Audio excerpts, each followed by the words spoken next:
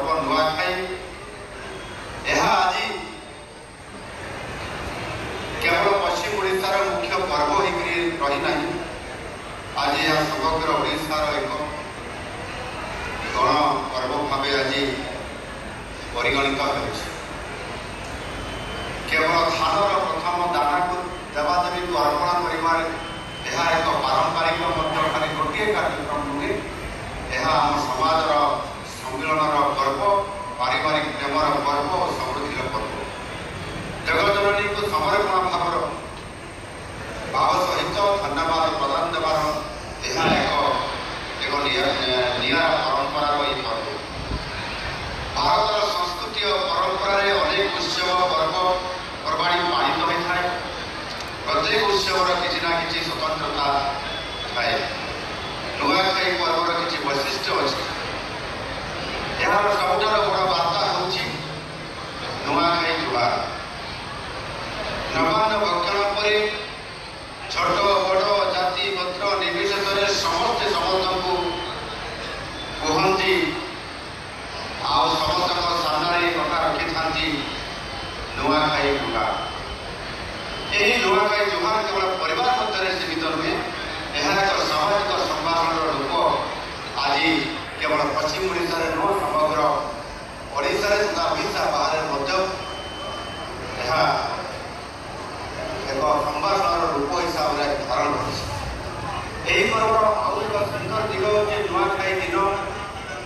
परिवार समस्त भेदभाव मनमालिन्य भूली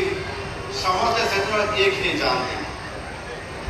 एमती अनेक उदाहरण अच्छी से उदाहरण आपंकर भाई भाई मध्य वर्ष सारा कथबार्ता है नहीं झगड़ा लगे अलग जगार रोचे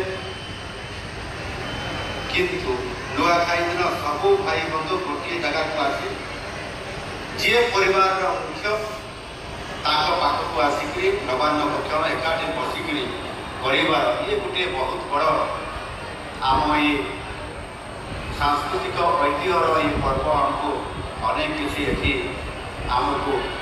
मार्गदर्शन करुच्ची ठीक रास्ता नापी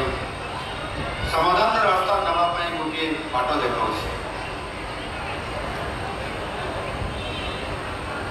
जी जो कि था कहीं से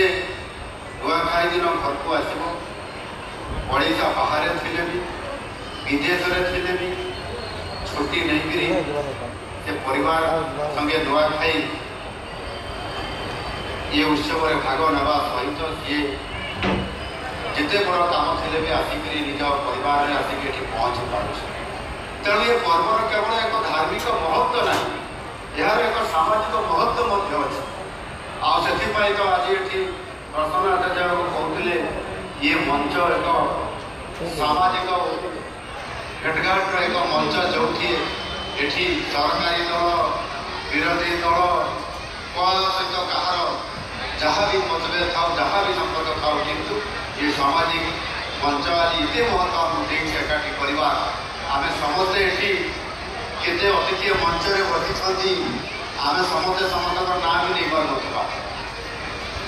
तेणु निश्चित भाव में एक बहुत बड़ा सामाजिक मंच और तार बड़ महत्व आज आम समस्त को ये नुआखाई पर्व सबू पर्व ठार गोटे अनन्य अलग एवं स्वतंत्र अच्छी आम समस्ते आज एकाठी एकत्रित हो पारी माँ समलेश्वरी आशीर्वाद कारण धान केवल खाद्यशस्य नुहे यह चाषी भाई भाई झाड़ुआ परिश्रम फल प्रत्येक धान दाना जड़े कृषकर श्रम